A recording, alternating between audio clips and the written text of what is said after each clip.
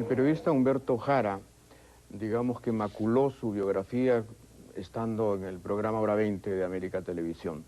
Hoy día se reivindica con el gremio, consigo mismo y probablemente con su parentela y su futuro, porque nos entrega un libro que se llama Ojo por Ojo, que yo acabo de terminar de leer, que no solamente está muy bien escrito, sino que es apasionante, porque es, al final de cuentas, el relato de cómo se construye el llamado Grupo Colina, el grupo operativo de exterminio selectivo, ideado por Montesinos y autorizado por Alberto Fujimori, según el testimonio clarísimo de Martín Rivas. Testimonio que hemos, digamos, sentido con gran rotundidad por las imágenes que acabamos de ver, pero que tiene otras imágenes que mañana probablemente vayamos a lanzar y que además tiene un correlato prosístico, que es lo que dice Martín Rivas, ya probablemente fuera de cámaras, en este libro. Dice Martín Rivas, por ejemplo, en relación a Barrios Altos, ¿recuerdan la matanza de Barrios Altos? Dice, como el terrorismo era el tema que más afectaba al país, Fujimori seguía el asunto paso a paso, se enteraba y autorizaba y ordenaba los operativos.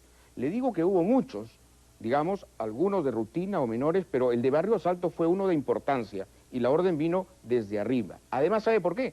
Porque estaba en Lima una comisión de derechos humanos que, como siempre, defendía a los terroristas. Se refiere, dice el pie de página, a la Comisión Interamericana de Derechos Humanos de la OEA, que el día del atentado a Barrios Altos culminaba su visita en el Perú. Era todo un mensaje. A partir de ahora, los derechos humanos no valen en el Perú para nuestra guerra de baja intensidad.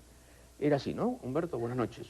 Buenas noches, César. Efectivamente, lo que se llama guerra de baja intensidad o guerra clandestina es una guerra de mensajes cifrados. O sea, a diferencia de la guerra convencional, donde están dos ejércitos visibles, en este caso son dos ejércitos subterráneos. Y el modo en que se van dando señales uno a otro es a través de este tipo de mensajes. Por esa razón es que, por ejemplo, hoy uno puede entender lo siguiente.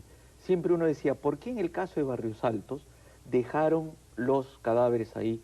Si se iba a dar cuenta todo el mundo, como efectivamente todo el mundo se dio cuenta y salió en todos los medios. No solo eso, dejaron 39 municiones, Así. todas calibre militar. Exactamente. Todas 9 milímetros. Era una señal para decirle a Sendero. Dejaron identificarse las placas. Las placas una de las vehículos. cuales pertenecía a Santiago Fujimori y a a un ministerio. A un ministerio. Y que además Vladimiro Montesinos lo señala sin querer, y lo recojo en el libro, en un Vladivideo, en las dos cintas, 806 y 807, que están en el Congreso, aparece él relatando un poco cómo es este concepto que se siguió. Entonces no es que ellos desconocían o no lo sabían ni nada, sino que hay pruebas, no es el dicho mío, sino que está sustentado en cintas de video, en documentos. El mensaje era para Sendero y consistía en decirle, a partir de ahora vale todo, y ya lo sabe. Exactamente, porque lo que había ocurrido antes era que Sendero usaba esta barbarie, pero no le era contestada. Pero además el caso de Barrios Altos tiene un elemento. Cuando hubo el atentado a los húsares de Junín, en 1989, donde volaron a la Guardia Presidencial, ese era un mensaje también de Sendero para decir, mire usted, a la Guardia del Presidente yo la vuelo a pocos metros de Palacio de Gobierno. Y en la casona esta de Barrios Altos del Jirón Huanta, es que aquella vez se ocultaron los que hicieron ese atentado. Entonces esta vez la réplica consistió en decirle a Sendero, ya descubrí tus guaridas, ya sé dónde réplica te escondes. salvaje y bestial, ¿no es cierto? Que es el concepto de este tipo de Réplica guerra. bárbara porque matan a un niño de 9 años. Es barbarie contra barbarie. Y es más... Sí, pero barbarie que no se puede justificar, Ah, ¿no? pero por supuesto que no. Que es barbarie. O sea, si fuera ojo por ojo, como en el libro, Sí. estaríamos más o menos de acuerdo. Claro. Pero no era ojo por ojo, esto era, digamos, un golpe errático, con una inteligencia probablemente no demasiado bien construida. Claro, porque recién se estaban estructurando y todo. Y le dan el golpe porque ahí vivían 8 heladeros. Y los heladeros parecían ser parte del sistema de Sendero de reglaje de algunas instituciones y de personas. Sí, tenían la información confirmada. Lo dices en tu libro, por eso Exactamente. estoy saqueando tu libro. Toda esa información Está muy bien. es de tu libro. Me ha fascinado como investigación y como reconstrucción, ¿no? Y además Martín Rivas defiende el operativo. Dice que era un operativo necesario para aterrorizar al terror. Sí, o sea, él toma ahí el concepto Y incluso más allá de Martín Rivas, porque aquí viene lo preocupante, eso fue una idea concebida por el gobierno, admitida y ordenada que se ejecute. Porque digamos, lo que la guerra de baja intensidad enseña, para decirlo en una sola palabra, es que hay que usar la barbarie para combatir la barbarie. Perfecto, eso está ahí. Pero tiene que haber un responsable que diga, esto quiero que se haga. En eso no hay ninguna duda. Martín Rivas directamente va donde Fujimori. Claro, y porque además en otro momento me hace una reflexión que es coherente. Él dice, si un grupo de subalternos nos hubiésemos ido por la libre y hubiéramos ejecutado esto, era muy fácil que nos tomen presos y nos castiguen como debiera ser, pero no que den una ley de amnistía, que nos protejan. En el fondo, ¿a quién querían proteger? A quienes habían dado las órdenes, a quienes desde la más alta instancia, desde el gobierno, habían dicho, quiero que se le gane así a Sendero. ¿Por qué? ¿Por qué se toma esta decisión? Cuando entra Fujimori, hay que ponernos en contexto, cuando este gobierno entra, estaba más cerca de la salida que de quedarse, porque el día de la asunción de mandos ya tiene un conato de golpe, luego Lima estaba cercada por Sendero. Entonces, en ese momento es que Vladimiro Montesinos, que conocía de esto porque había trabajado en la estudiado en la Escuela de las Américas, y ojo, que también lo menciono ahí, todos los militares que han estado en el diseño provienen de la Escuela de las Américas, donde se enseña este tipo de guerra. Claro, no solo eso, sino que lo que se va a concebir como estrategia de Estado, o sea, la guerra sucia, Sí. el exterminio selectivo o no selectivo, se plantea en una mesa redonda. Exactamente. En donde están todos los jefes de las Fuerzas Armadas. Claro, y es una política de Estado que Fujimori aprueba. En esa reunión, una vez que se aprueba, se eleva al jefe supremo de las Fuerzas Armadas, como dice la Constitución. Exacto. Y él, a través de su asesor, baja la orden y dice, bueno, ahora empecemos. Ahora, ¿cómo le notificamos a Sendero que ahora sí vamos a ir tan brutalmente como van ellos? Con Barrios Altos. Por eso es que es tan burdo, si se quiere, ese operativo. Claro, y Martín Rivas dice, y queríamos decirles, sabemos cuál es tu madriguera, sabemos dónde te escondes, no vamos a tener ningún escrúpulo, aquí vale todo. Exactamente. Es impresionante la arquitectura del pensamiento. Claro. Lo que es el pensamiento, efectivamente, de la guerra argentina. Exactamente. Y de Pinochet. Y de Pinochet. Absolutamente. Lo que pasa es que, por esas experiencias... Lo que pasa es que los chilenos sí creen y se han convencido de que Pinochet daba las órdenes. Claro. Y nosotros hemos sido tan estúpidos que hemos pensado que el Grupo Colina era un grupo más o menos independiente. Pero ahí hay un elemento también. Eso que estás diciendo es algo que se ha difundido mucho en los medios por una campaña de contrainteligencia también nacida en el CIN, donde han querido machacar esa historia porque ¿a quién protegían? Si decíamos, es el Grupo Colina, unos que actuaban por su cuenta, se estaba escondiendo a los reales responsables.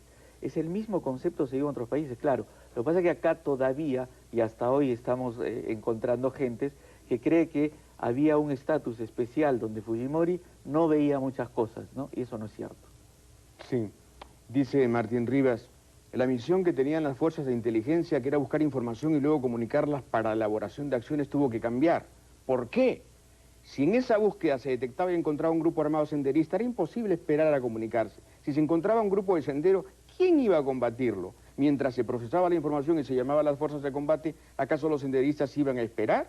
Si se les detectaba, había que actuar en ese momento. Fue una política de Estado y fue efectiva. En una fuerza clandestina, lo peor que puede pasar es ser identificado y peor todavía si te eliminan gente. Ahí es dramático porque te haces mil preguntas. ¿Qué más habrán? ¿Mi familia? ¿Volverán? Y eso origina que el enemigo se repliegue. Después del operativo Barrios Altos, Sendero recibió el gran mensaje. Cuidado con sus reuniones. Los estamos detectando y aniquilando. Suena terrible, ¿no? Porque suena a la reivindicación de la más bruta barbarie. Correctísimo. O sea, es la reivindicación de un método que tiene como fondo, sentido y razón la barbarie. Ahora, pero a mí lo que me parece que creo que es hacia donde debiéramos apuntar... Lo más relevante es que Fujimori sabía todo. Exactamente, y Montesinos, y que diseñaban juntos. Bueno, nunca dudé de Montesinos, pero ahora sí tenemos un testimonio clave que basta Fujimori. Claro. Y ahora sí, el jefe operativo del Grupo Colina está diciendo que Fujimori no podía no saberlo, dada la estructura vertical y además dice, la conducta política del señor Fujimori. Porque hay evidencias, mensajes de él. No es que estamos elucubrando, sino que hay mensajes, hay modos en Él dice que se cuando se comportó. pasea por Canto Grande, ¿no? Claro. Es un mensaje directo. Basta mirar los archivos. Cuando Claro. se toma la retoma de además, los penales... le consultan Sí. la eliminación de 16 líderes 19, terroristas, sí. 19, perdón, Claro. 19 líderes terroristas en Canto Grande. Sí. Y es la prueba. Ahí es donde Claro. se vuelan a Yovanca Pardavega, Toda la cúpula. Y dicen, solo dejen libre a Morote, Claro. porque Morote es enemigo de Guzmán, Guzmán. porque Guzmán delató a Morote. Claro. Entonces a Morote le dan un balazo en la nalga, Así lo es. dejan vivo, y a los otros 19 los matan, con autorización de Fujimori. Sí. Porque él, cuando termina ese operativo, al día siguiente, y está en los archivos, no lo digo ni yo ni tú, se pasea por la explanada del penal, donde están todos los presos senderistas tirados en el piso con las manos en la Así nuca. es. O sea, los sobrevivientes. Claro, los sobrevivientes. Y él hace ese paseo para darle un mensaje militar a Sendero, para decirle, ves que te empiezo a ganar la guerra y así tengo a tus combatientes. O sea, tenía un sentido. Era ese intercambio de mensajes que se iban dando. Ahora, ¿no estamos con esto justificando la guerra sucia, la guerra de baja intensidad? No, yo... O por lo ubicándola menos, solo en su contexto histórico. es lo que yo desde el principio he querido cuidar, y en el prólogo lo digo, que quiero pensar que uno de los aportes que trato de hacer con el libro es decir, esto que mucha gente piensa que debería hacerse porque nos asusta el terrorismo, no es la mejor manera de combatir, porque barbarie contra barbarie no da ninguna solución que pueda estructurar una sociedad. O sea, ese es el Estamos punto pagando que las yo veo. consecuencias, en todo caso, de esta barbarie contra barbarie, porque el Perú no se recupera, No se recupera, todavía convalece Exacto. de esta brutalidad, porque hay dolor, que ha desprestigiado a la Fuerza huérfanos, Armada y nos ha desprestigiada- quitado una serie de referentes, ¿no? Claro. Entonces, no es la mejor manera. Jamás se puede fundar una sociedad. Es decir, si venía Sendero a destruir esta sociedad, nosotros no podemos defendernos destruyendo también, porque no es razonable. Eso es volver a la noche de los tiempos, de cuando la humanidad se defendía a través de la brutalidad, porque no se entendía de otro modo. Pero ahora, después de tanto tiempo... Estas confesiones Sí. a ti, de Martín Rivas, evidentemente nacen de un hartazgo. El tipo debe estar harto de que se le atribuya, digamos, la autoría intelectual que no era de él. Claro, Él era un operativo, en realidad. Era un líder operativo. exactamente. Creo que el comentario... Vamos a decirlo claro, era un asesino que obedecía órdenes. Exactamente. Entonces, ese es el punto, a eso voy, y es lo que yo he querido plantear como una de las tesis centrales del libro. Ya se ha visto durante todos estos años a los operativos. Ocupémonos ahora de los jefes reales, de quienes hicieron que esos operativos existan, de quienes les dieron las órdenes, de quienes les dieron todo el apoyo y el respaldo para eso. Ese es el punto. Ahora hay algo De que... quienes los premiaron con la amnistía. Con la amnistía, quienes etcétera. los felicitaron por un manual que hicieron, que es algo que podemos hablar, como decías tú al inicio, en otra ocasión. Hay muchas cosas más. Así es. Pero hay un punto, si me permites, para que no se pase, que has mencionado, que me parece muy importante, porque en las últimas horas hay varias gente que me hace la pregunta desde la suspicacia, que es tan peruana, pero que tú estás planteando de manera inteligente. ¿Por qué te dijo esto Martín Rivas? Porque estaba harto, porque no hay ser humano que pueda cargar con todo eso, y mientras está siendo perseguido ve que el comandante general le encuentran 20 millones de dólares en una cuenta en Suiza, ¿no es verdad? Que estaban llenos de dinero y hacían... Entonces, ¿qué lealtad podía seguir manteniendo? Ese es un poco... Claro, porque Martín Rivas se nota que cree profundamente en la doctrina de la guerra de baja Claro. intensidad o de la guerra sucia. Claro. Cree profundamente. Él está convencido. Y cree que ha actuado bien y que la patria le debe un agradecimiento. Y por supuesto, cuando ve efectivamente estos jefazos ladrones con cuentas en el exterior, debe haber dicho, ¿Cómo?